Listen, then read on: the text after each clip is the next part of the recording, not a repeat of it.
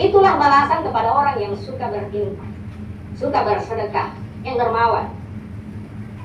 Ada yang menyumbang 1.000 rupiah, di mata kita 1.000, tapi di mata Allah 700.000. Ada yang menyumbang 10.000, dia masukkan di celengan, tapi di mata Allah dikali dengan 707 juta. Bagaimana kemudian orang yang bersedekah lebih dari itu? Bagaimana kemudian orang yang memberi makan fakir miskin? Bagaimana kemudian orang sumbangannya lebih dari itu? Maka tinggal kita hitung berapa banyak kemudian yang diberikan kepada kita tentang bagaimana kemudian kita suka berderma ini. Sering dijelaskan secara logika bahwa sebenarnya perjalanan kita ini seperti perantau. Misalnya kalau kita ada yang merantau ke Ambon atau misalnya ke Malaysia, taruhlah ke Malaysia. Ketika ada orang ke Malaysia merantau ke sana mencari nafkah, biasanya ada 3 model. Model yang pertama bekerja keras tapi berfoya-foya. Model yang kedua bekerja keras tapi dia membangun di sana. Model yang ketiga yang bekerja keras, membangun di sana tapi dia kirim juga di kampungnya. Uangnya hasilnya dia kirim di kampung.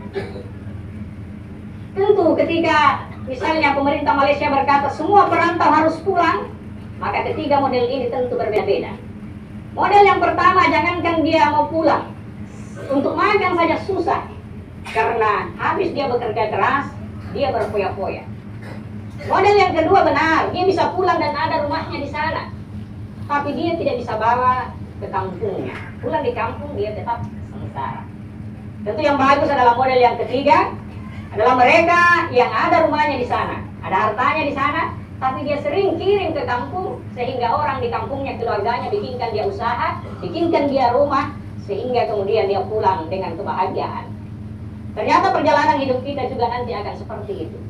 Tentu model yang pertama, ketika dipanggil oleh Allah, sudah pasti sengsara karena dia tidak pernah mengirim. Model yang kedua, mungkin ada hartanya banyak di dunia, tapi kemudian itu dilalaikan, tidak pernah untuk memenuhi panggilan Allah. Setelah dia meninggal pun dia akan sengsara. Tentu model yang ketiga yang bagus, ia kemudian di dunia banyak hartanya misalnya, dan ketika dipanggil oleh Allah, Allah sudah bangunkan dia istana yang megah. Karena kenapa? Harta yang ada pada dia, dia sering titip. Dia titip di masjid, dia titip kepada orang yang tidak mampu, dia titip kepada amal-amal jariah. Lalu itulah yang kemudian sampai kepada Allah, dan Allah membikinkan dia istana-istana yang bagus di akhirat nanti. Jadi itulah ciri orang yang bertakwa yang pertama, yang suka memberi dan suka berderma. Kemudian yang kedua, wal kadziminal ghaidh, adalah mereka yang bisa menahan amarahnya. Marah itu logis, karena memang kita diberi nafsu. Tetapi marah yang tidak terkendali, itu kemudian tidak logis. Kalau kita baca sejarah Rasulullah juga punya marah. Tapi ketika agama, ketika kemudian orang banyak, dia boleh dia marah.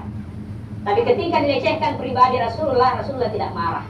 Jadi marah yang diinginkan adalah marah yang kemudian sesuai dengan tuntunan agama, untuk keutamaan dan kepentingan agama. Tapi marah secara pribadi, bahkan Rasul menyampaikan, la tabdab walakal jannah, jangan marah, bagimu surga. Hadirin sidang salat Jumat yang kami muliakan. Lalu bagaimana cara menahan marah? Agama mengajarkan pertama, kalau kita marah, baca ta'awuz, baca basmalah, baca auz, berlindung kepada Allah dari syaitan. Yang kedua, diam. Karena kenapa? Marah itu pasti mau bicara terus.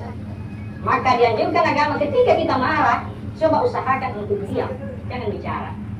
Kemudian yang ketiga, ambil posisi yang rendah. Karena kenapa? Orang yang marah itu pasti mau menang, pasti merasa diri benar. Coba ambil posisi yang rendah, maka insya Allah akan hilang marahnya.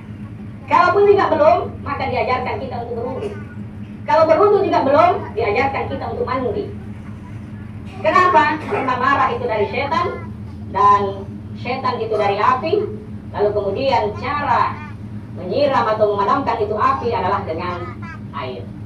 Suatu ketika ada seseorang yang suka marah, lalu kemudian datang kepada orang bijak, tolong coba ajar saya bagaimana kemudian saya bisa menjaga marah saya. Lalu kemudian orang yang didatangi, ini orang pintar ini, hanya dia menasihati. Saya beri engkau waktu 1 minggu. Coba ambil palu dan paku. Ada pohon di depan rumahmu? Dia bilang ada. Kalau begitu saya beri waktu 1 minggu. Setiap kau marah, kau paku itu pohon. Itulah yang dia lakukan. Setiap dia marah, dia paku pohon. Sampai 1 minggu itu hampir 50 paku yang masuk di kayu itu. Lalu kemudian dia datang lagi, saya sudah lakukan. Lalu yang menasihati ini kemudian kembali mengatakan, sekarang setiap selesai kau marah, kau cabut itu. Cabut paku itu, saya beri waktu 1 minggu. Dan kemudian tuntas, selesai, datang lagi 1 minggu, selesai dia lakukan. Saya sudah lakukan itu. Lalu yang menasihati ini berkata, apa yang kau bisa ambil dari sini? Saya belum tahu. Sekarang saya bertanya, adakah bekas dari paku yang kau paku di pohon itu? Dia bilang ada, berbekas, ada 50 bekas. Ternyata begitulah Anda. Ketika kita marah, berarti kita lampiaskan, tapi ada yang berbekas. Ada berbekas di hati orang, ada berbekas di pikiran orang dengan marah kita. Maka dianjurkan, jangan marah, maka bagimu surga. Kemudian yang ketiga, ciri orang yang bertakwa itu wal-afina anin nas, adalah mereka yang suka memaafkan saudaranya. Sering dikatakan ketika kita menyimpan dendam, ketika simpan di hati itu dendam, maka sama dengan kita pelihara bola api. Bola api itu yang kemudian akan membakar kita setiap saat. Maka buang itu dendam, lepaskan itu dendam, maafkan kesalahan orang. Itulah orang yang bertakwa. Suatu ketika Rasulullah SAW kemudian duduk dengan para sahabat.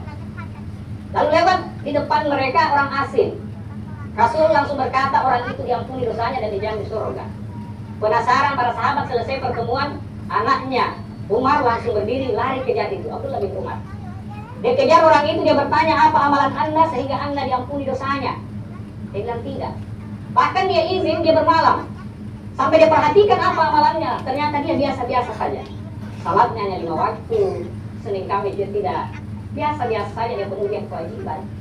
Penasaran ini Abdullah bin Umar, lalu dia bertanya, sebenarnya apa yang anda sering lakukan? Dia cakap, yang sering saya lakukan hanya 2. Setiap malam menjelang mau tidur yang saya lakukan pertama adalah saya beriman kepada Allah dan beriman kepada Rasulullah. Yang kedua yang saya lakukan adalah saya maafkan kesalahan orang. Saya maafkan kesalahan manusia setiap saya mau tidur.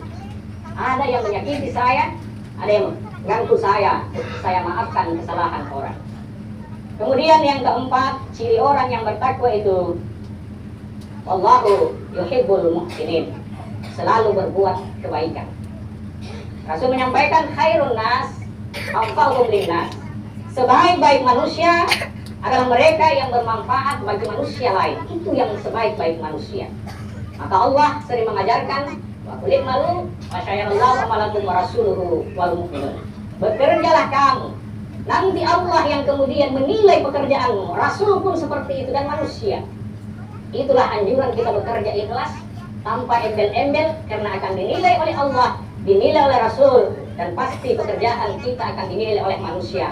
Maka pekerjaan kita harus bermanfaat untuk orang lain tanpa kemudian memikirkan apa untung dan rugi, yang penting untuk kebaikan. Bukankah kebaikan itu seperti bola kasti? Kalau kita ambil bola kasti, kita lempar di tembok.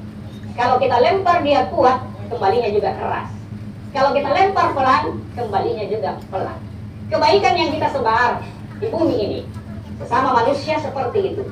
Semakin keras kebaikan kita kepada alam ini, maka semakin keras juga kembalinya untuk kebaikan kita. Semakin bermanfaat kita untuk sesama, maka manfaat pun semakin banyak untuk kita. Maka berbuatlah selalu yang baik, karena pasti kita akan menikmati kebaikan itu. Dan yang terakhir, ciri orang yang bertakwa, walladzina idza fa'alu fahishatan aw zalamu anfusahum dzakarallaha fastaghfiru li dzunubihim wa may yaghfiru dzunuba illallah wa lam yusirru 'ala ma fa'alu wa hum ya'lamun. Adalah mereka yang berbuat salah, berbuat dosa, lalu menyadari dosa-dosa itu, kesadaran itu, lalu kemudian ia bertaubat dan tidak mengulangi pekerjaan itu.